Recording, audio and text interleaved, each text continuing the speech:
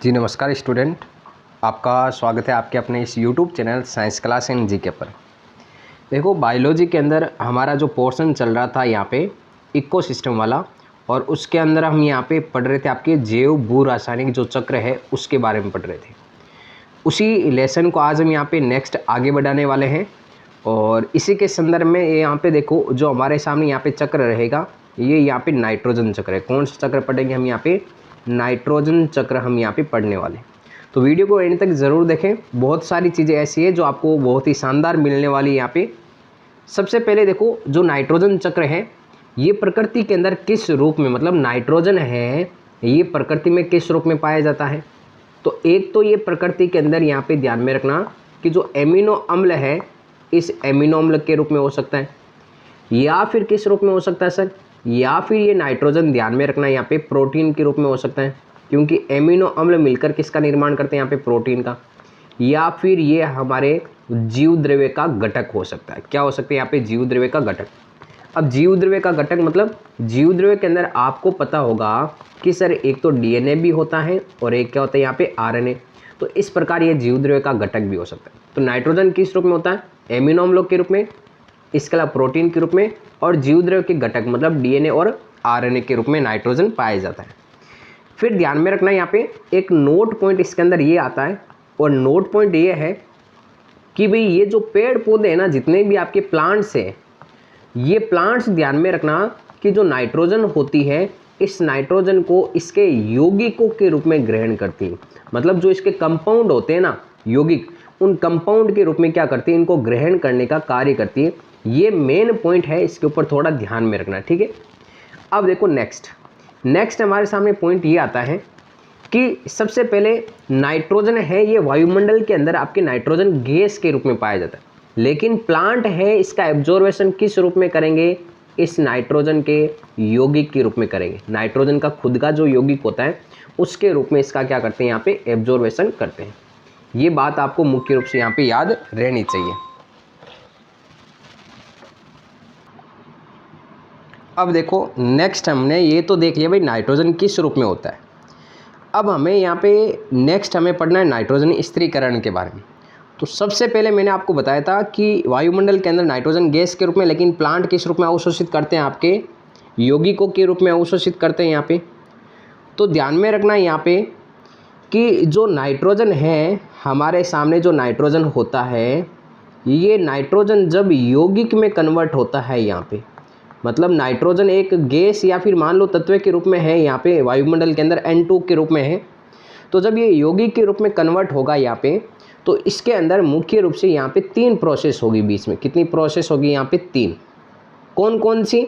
वो सारी यहाँ पे आप देख सकते हो। सबसे पहले मैं आपको बता देता हूँ कि सबसे पहले हमारे सामने ये जो प्रोसेस होगी वो ये प्रोसेस है कि नाइट्रोजन स्थिरीकरण होगा। वायुमंडल की जो नाइट्रोजन है इसका क्या होगा यहाँ पे? स्थिरीकरण होगा। क्या होगा यहाँ पे? स्थिरीकरण। नाइट्रोजन फिक्सेशन होगा, फर्स्ट नंबर पॉइंट। फिर सेकेंड नंबर पॉइंट आपको इसमें यहाँ पे ध्यान में रखना है कि हमारे सामने जो नाइट्रोजन है उसका यहाँ पे अमोनीकरण होगा। क्या होगा यहाँ पे? अमोनीकरण। तो सेकेंड नंबर हम पॉइंट पढ़ेंगे यहाँ पे अमोनीकरण के बारे में।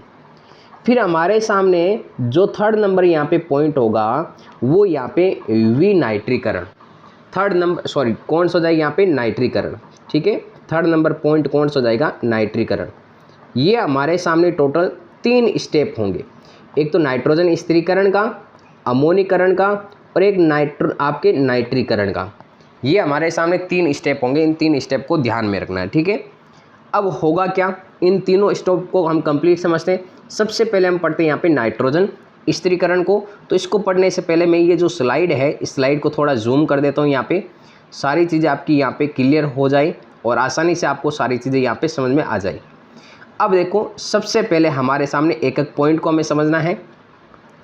क्या है कि नाइट्रोजन स्थिरीकरण, नाइट्रोजन का उसके यौगिकों में परिवर्तन होना, ये निम्न 3 प्रकार से होगा। पहला है वायुमंडलीय N2 का क्या होगा यहाँ पे? स्थिरीकरण। बिजली के चमकने, प्रकाश व रासायनिक क्रियाओं के कारण ये यौगिकों में परिवर्तित, वो आपके नाइट्रोजन स्थिरीकरण। जिसकी N2 है ऑक्सीजन के साथ मिलकर NO का निर्माण करेगी, NO है ये ऑक्सीजन के साथ मिलकर NO2 का निर्माण करेगी यहाँ पे NO2।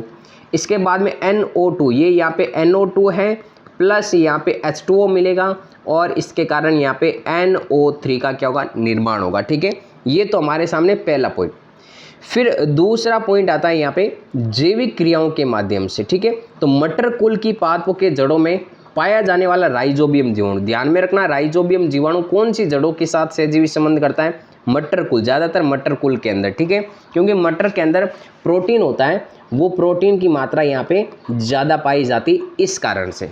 तो प्रोटीन के कारण यहाँ पे सहजीवी तथा एजोटोबैक्टर स्वतंत्र रूप में नाइट्रीकरण का यहाँ पे स्त्रीकरण करता है, या नाइट्रोजन का क्या करता है, स्त्रीकरण।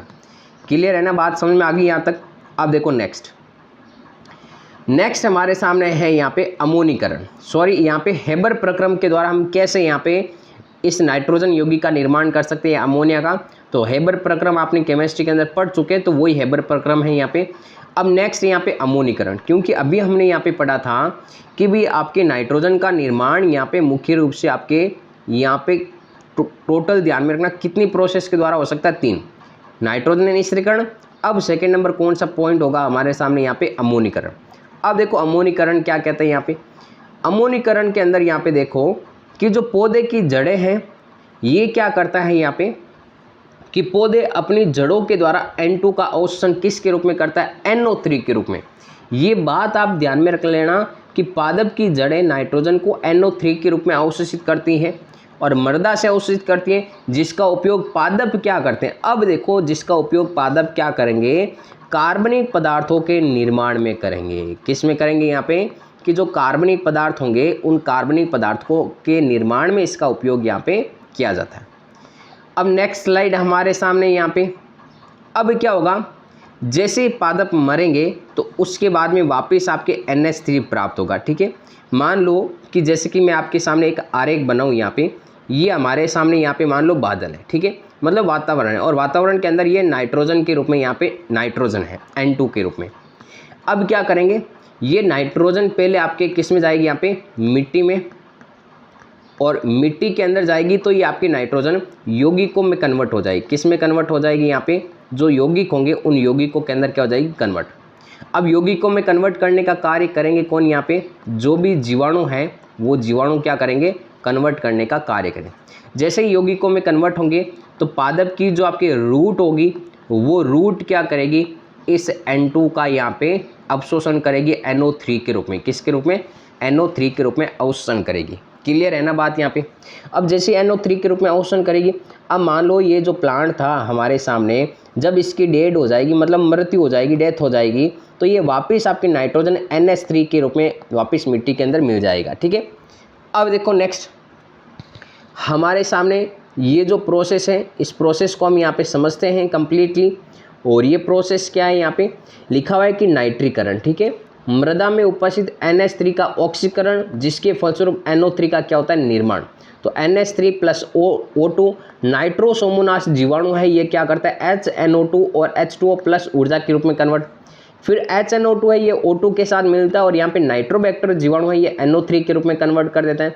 पौधे जड़ के द्वारा क्या करता है, इस NO3 को अवशोषित करते हैं। आगे बात समझें, तो प्लांट किस रूप में अवशोषित करेंगे, यहाँ पे NO3 के रूप में क्या करेंगे, इसको अवशोषित करेंगे। अब नेक्स्ट हमारे सामने है यहाँ पे कौन सा पॉइंट, विनाइट्रीकरण। कौन सा है, विनाइट्रीकरण। विनाइट्रीकरण का मतलब पहले नाइट्रीकरण तो हो गया, वापस वायुमंडल के अंदर उस नाइट्रोजन को फ्री करना या मुक्त करना, ये आपके क्या कहलाते हैं, यहाँ पे विनाइट्रीकरण। तो मृदा में उपस्थित N2 यौगिकों के विघटन, जिसके कारण N2 का पुनः वायुमंडल में मिल जाना, इस क्रिया को हम क्या कहते हैं, यहाँ पे विनाइट्रीकरण। अब यहाँ पे एक जीवाणु है, उस जीवाणु का नाम 100% ध्यान में रखना, कौन सा, क्लोस्ट्रीडियम जीवाणु। कौन सा जीवाणु, क्लोस्ट्रीडियम जीवाणु। तो क्लोस्ट्रीडियम जीवाणु है, ये विनाइट्रीकरण की प्रक्रिया करता है और इसके अंदर यहाँ पे ध्यान में रखना कि नाइट्रोजन होती है वो वापस आपके वायुमंडल के अंदर मिल जाती है। अभी हमारे सामने यहाँ पे नाइट्रोजन चक्र है, थोड़ा इसको समझने की कोशिश करना। यहाँ पे मैं हर एक कार्य का आपको समझाते हुए चलूँगा।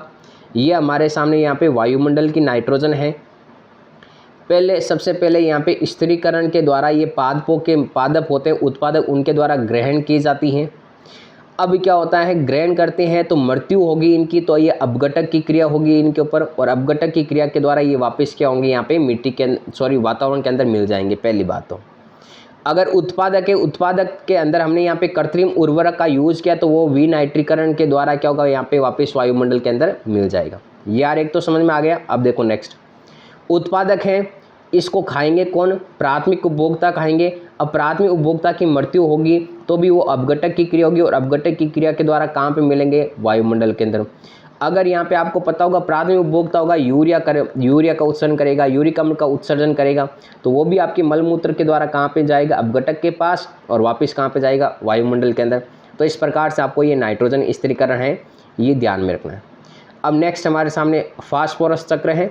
तो फास्फोरस का मेन जो आपके सोर्स होता है वो ध्यान में रखना, चट्टानें होती है। क्या होती है, यहाँ पे चट्टानें होती हैं, और चट्टानों से क्या होता है, ये आपके वापस चट्टानों के अंदर मिल जाता है। इतना कुछ नहीं है फास्फोरस चक्र के अंदर, लेकिन स्टार्टिंग के अंदर जो मैंने आरेख बताया था वो 100% याद रखना।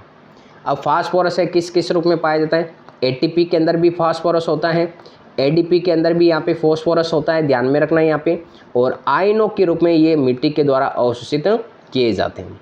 तो ये आपके जो चक्र थे वो मैंने आपको बता दिए यहाँ पे मेनली, इनको आपको विशेष रूप से यहाँ पे ध्यान में रखना है। अब भी कोई डाउट है तो आप कमेंट बॉक्स के अंदर यहाँ पे ज़रूर टाइप करें नीचे, और जीके की ट्रिक्स की क्लास में कंटिन्यू चला रहा हूँ, वो भी आप ज़रूर देखें, 100% आपकी काम में आएगी। मिलते हैं वापस नेक्स्ट क्लास में।